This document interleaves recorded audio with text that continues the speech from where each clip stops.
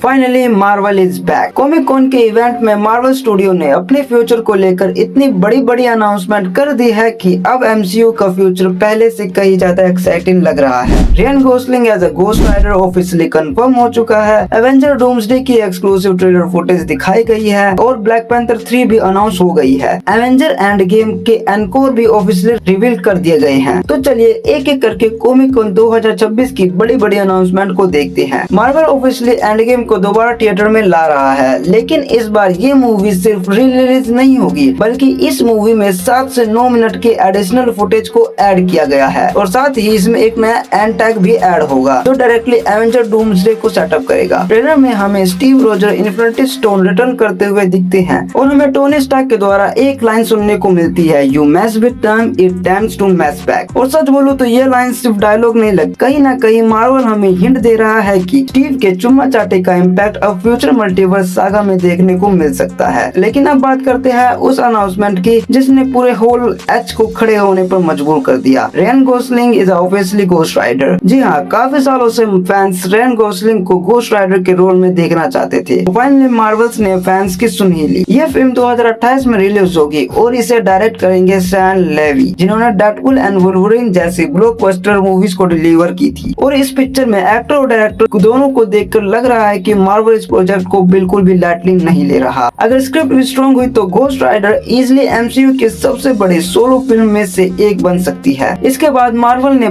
Spiderman brand new days की भी exclusive footage दिखाई गई है। फुटेज में स्पाइडरमैन और पनिशर एक साथ हल्क का सामना करते हैं। फ्रैंक हल्क पर एक ग्रेनेड फेंकता है, लेकिन हल्क उस ग्रेनेड को कैजुअली पकड़ लेता है और ब्लास्ट के बाद भी उस पर कोई खास असर नहीं होता। और साथ ही इसमें एक एमजे का एक छोटा सा मेंशन भी है जो हिंट करता है कि पीटर और एमजे की स्टोरी अभी खत्म नहीं हुई है। तो इसका मतलब ये है कि एमजे स्पाइडरमैन को पसंद करती है, लेकिन हमें ये नहीं पता है कि उसके अंदर की अपने चिकने बंदे को पसंद करती है कि नहीं। लेकिन असली धमाका तो अभी बाकी था। सबसे पहले एवेंजर डूम्सडे की कास्ट को स्टेज पे बुलाया जाता है। क्रिस इवांस, शार्ले एटवे और रॉबर्ट डाउनी जूनियर जैसे नाम देखकर ही फैंस की एक्साइटमेंट नेक्स्ट लेवल पर पहुंच जाती है। और फिर ऑडियंस को दिखाया जाता है एवेंजर डूम्सडे का एक्सक्लूसिव ट्रेलर। ट्रेलर की शुरुआत डॉक्टर डूम के डायलॉग से होती है, जहां वो एवेंजर के सामने अपनी फिलॉसफी बताता हुआ नजर आता है। लेकिन असली गूज़बम्प वाला मूवमेंट तब आता है जब थोर सीधा स्टॉर्म ब्रेकर के साथ डूम पर अटैक कर देता है और डूम सिर्फ अपनी 2 उंगलियों से स्टॉर्म ब्रेकर को रोक देता है। उसके बाद डूम थोर को इतने जोर से फेंकता है कि कुछ सेकंड तक थोर सिर्फ हवा में ही उड़ता रहता है। ओब्लिवियन में ये सीन सुनने में जितना क्रेजी लग रहा है, देखने में उससे ज्यादा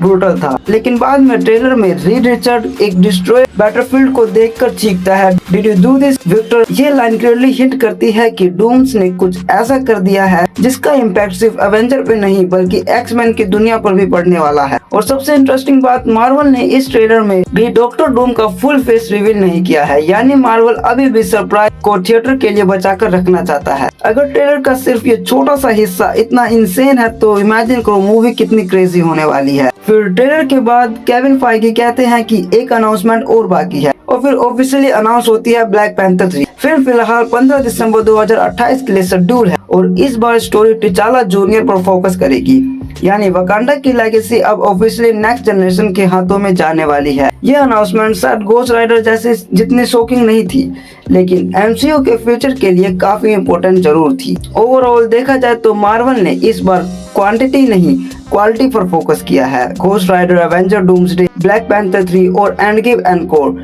ये सारे अनाउंसमेंट देखकर लग रहा है कि मार्वल अब पहले की तरह अपने बेबी स्टेप ले रहा है और सिर्फ वही प्रोजेक्ट बना रहा है जिन्हें फैंस सच में देखना चाहते हैं। अब देखना ये होगा कि नेक्स्ट D23 में और क्या सरप्राइज देखने को मिलता है। वैसे तुम्हारे हिसाब से कॉमिक कॉन 2026 की सबसे बड़ी अनाउंसमेंट कौन सी थी?